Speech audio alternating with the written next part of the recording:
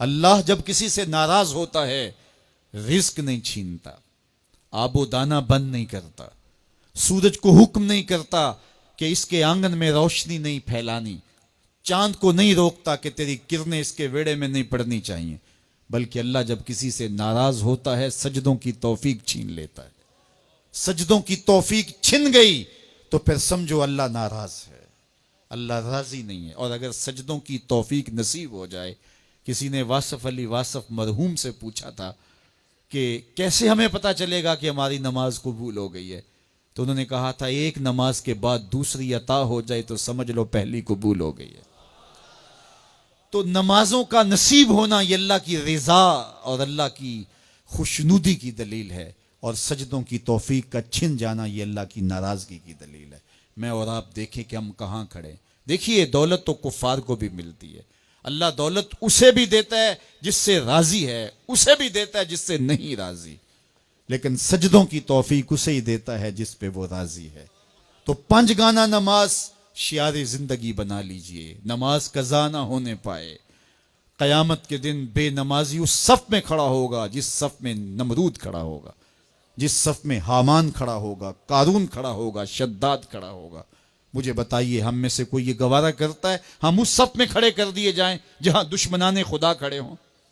آج کوئی نماز پڑھے یا نہ پڑھے، حشر کے دن حکم ہوگا کہ اللہ کے حضور سجدہ کرو، ہر کوئی سجدہ کرنا چاہے گا، جو نہیں پڑھتا وہ بھی کرنا چاہے گا، لیکن بے نمازی کی کمر اکڑ جائے گی، وہ آرزو رکھنے کے باوجود سجدہ نہیں کر پائے گا۔ قرآن بتاتا ہے کچھ لوگ جہنم کو دھکیلے جا رہے ہوں گے، انہیں کچھ لوگ پوچھیں گے ما سلککم فی سقر، تم جہنم کو کیوں جا رہے ہو، کیا ہوا تمہیں؟ تو وہ جواب میں کیا کہیں گے؟ لم نکو من المصلین، ہم نماز نہیں پڑھا کرتے تھے۔ سب سے پہلا حساب قیامت کے دن جو بندے سے لیا جائے گا وہ نماز کا لیا جائے گا۔ پہلا سوال بندے سے یہ ہوگا۔ یار چڑیاں بھی رب کی تسبیح بولیں اور اشرف المخلوقات سویا رہے؟ جب صبح کا وقت ہوتا ہے حشرات الارض بھی بلوں سے نکل کے رب کی تقدیس کے ترانے پڑھ رہے ہوتے ہیں، درختوں کی شاخوں پہ چڑیاں پرندے وہ بھی اللہ کی تقدیس کے ترانے پڑھ رہے ہوتے ہیں، حشرات الارض بھی اس کی تقدیس کے گیت گا رہے ہوتے ہیں، اور اشرف المخلوقات خراٹے لے رہا ہو۔ اس سے بڑی بد نصیبی کیا ہو سکتی ہے؟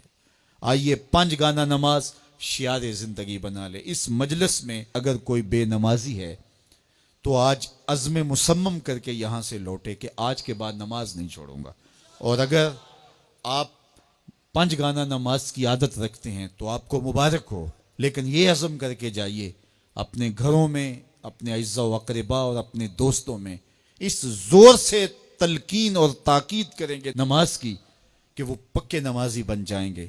بندہ بندگی سے سجتا ہے، زندگی آمد برائے بندگی، زندگی بے بندگی شرمندگی۔ اگر زندگی میں بندگی نہیں تو زندگی کے پلے ہے کیا؟ علماء نے لکھا ہے کہ یہ سارے درخت حالت قیام میں ہیں، چوپائے حالت رکوع میں ہیں، مینڈک تشہد میں ہیں، اور حشرات الارض سجدے میں ہیں، اور انسان اشرف المخلوقات ہے۔ اس کی عبادت میں درختوں کا قیام بھی رکھا گیا، اور رکوع بھی رکھے گئے، اور سجدے بھی رکھے گئے، اور قعدے بھی رکھے گئے، اس لیے تاکہ اس کی عبادت تمام مخلوقات کی عبادات کی جامع بن جائے۔ لیکن یہ اس کے باوجود اللہ کے حضور سجدہ ریز ہونا پسند نہ کرے تو بتائیے کیسے رحمتیں اس کے اوپر اتریں گی؟ خوش نصیب تو وہ ہیں جو 5 گانا نماز ادا کرنے کے بعد تہجد بھی قضا نہیں ہونے دیتے، سجدوں سے اللہ کے حضور حاضری پیش کرتے ہیں۔ سب سے زیادہ بندہ اللہ کے اس وقت قریب ہوتا ہے جب سجدے میں سر رکھا ہوا ہوتا ہے۔